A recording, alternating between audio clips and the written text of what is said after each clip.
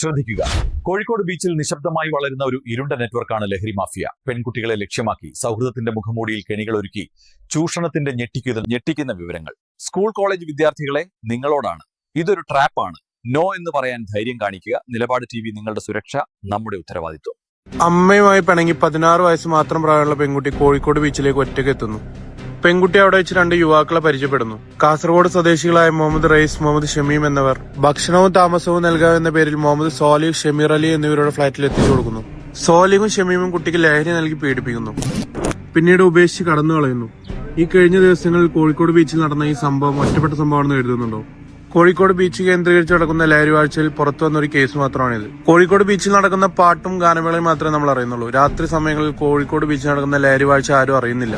എനിക്ക് 1.5 വയസ്സായൊരു മോളും 4 വയസ്സായൊരു മോനുമാണുള്ളത്. ഹസ്ബൻഡും ഞാനും കൂടിയിട്ട് ഒരു തൃശ്ശൂരുകാരാണ്. അപ്പോൾ കോഴിക്കോട് കാണാൻ ഇറങ്ങി. അങ്ങനെ ബീച്ചിൽ പോയപ്പോൾ കണ്ടതൊക്കെ അടിച്ച് കിളി പോയി. ബോധമില്ലാത്ത ടൈപ്പ് പെൺകുട്ടികളെയാണ് കണ്ടത്. അപ്പം ഞങ്ങളിങ്ങനെ ഫാമിലിയോട് ഇരിക്കുമ്പോൾ ഹൈബ്രിഡ് വേണമെന്ന് വന്ന് ചോദിച്ചു എൻ്റെ അടുത്ത്. അപ്പം എൻ്റെ മോന് 4 വയസ്സായ കുട്ടിയല്ലേ, അവനോട് ഹൈബ്രിഡ് എന്താ വേണം എന്ന് പറഞ്ഞു. ഇത് കേൾക്കുന്ന മാതാപിതാക്കൾ നിങ്ങളുടെ മക്കളെയോ, ഇത് കേൾക്കുന്ന സഹോദരങ്ങൾ നിങ്ങൾ സഹോദരങ്ങളെയോ അവിടെ പഠിക്കാൻ വിടുന്നുണ്ടെങ്കിൽ ഒരാഴ്ച നിങ്ങൾ രാത്രി കാലങ്ങളിൽ കോഴിക്കോട് ബീച്ചിൽ പോയി നോക്കണം. അവിടെ നടക്കുന്ന എന്താണ് നിങ്ങൾ കാണാൻ സാധിക്കും. കോഴിക്കോട് ബീച്ചിലോട്ട് കേരളത്തിന്റെ പല ഭാഗത്തുനിന്നും രാത്രി സമയങ്ങളിൽ പെൺകുട്ടികൾ എത്തുന്നുണ്ട്.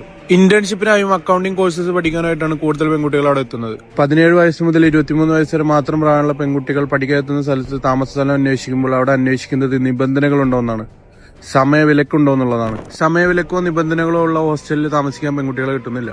ഇവർ 8 മണിക്ക് ഇവർ ഹോസ്റ്റൽ ക്ലോസ് ചെയ്ത് കഴിഞ്ഞാൽ ഇവർക്ക് അലൗഡ് അല്ല. അപ്പോൾ അവർ അതിനുശേഷം ഹോസ്റ്റലിൽ പോകുന്നില്ല, തിരിച്ചു പോയിരിക്കും. അവിടെ അവരുടെ ഫ്രണ്ട്സുകൾ വരും, ബോയ്സ് വരും. ഇവരുടെ കാറിലൊക്കെ ആയിട്ടാണ് ഇവർ നടക്കുന്നത്. ചിലപ്പോൾ കറങ്ങാൻ പോകും, അല്ലെങ്കിൽ അവിടെ തന്നെയാണ്. അവിടെ നിൽക്കുന്നതിൻ്റെ ഉദ്ദേശം എന്ന് പറഞ്ഞു കഴിഞ്ഞാൽ ഡ്രഗ്സ് അടിക്കുക, രാത്രി വരെ അവിടെ അലഞ്ഞു തിരിഞ്ഞ് നടക്കുക. രാവിലെ ആകുമ്പോൾ വീണ്ടും കുളിച്ച് കോളേജ് ഉണ്ട്. കോളേജ് എന്ന് വെച്ചാൽ CA, CMA അങ്ങനത്തെ ഒരുപാട് ഇൻസ്റ്റിറ്റ്യൂട്ടുകളുണ്ട് കോഴിക്കോട്. അപ്പോൾ ഇവർക്കൊന്നും ഒരു പ്രോപ്പറായിട്ടുള്ള ഹോസ്റ്റലുകൾ ഉണ്ടാവില്ല.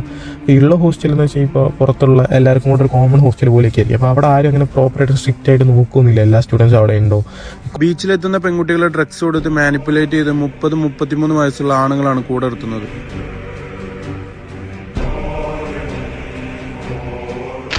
രാത്രി സമയങ്ങളിൽ ലഹരി ഉപയോഗം കഴിഞ്ഞ് പെൺകുട്ടികൾ തിരിച്ചു പോകുന്നത് ആരാണെന്നോ എന്താണെന്നോ അറിയാത്ത ആമ്പിളേരുടെ കൂടെയാണ്. ലഹരി ഉപയോഗിക്കുന്ന ഒരു വ്യക്തി നശിച്ചു എന്ന് പറഞ്ഞാൽ ഒരു വ്യക്തിയല്ല നശിക്കുന്നത്, ഒരു കുടുംബമാണ് നശിക്കുന്നത്. ഇത് ഇനിയും മനസ്സിലാകാത്ത ഒരുപാട് പേരുണ്ട്. നിലപാട് TV കാണുന്നതിനും പിന്തുണയ്ക്കുന്നതിലും ഹൃദയം നിറഞ്ഞ നന്ദി. വീണ്ടും ഓർമ്മിപ്പിക്കട്ടെ, ലൈക്കും സബ്സ്ക്രൈബും ചെയ്യാൻ മറക്കല്ലേ.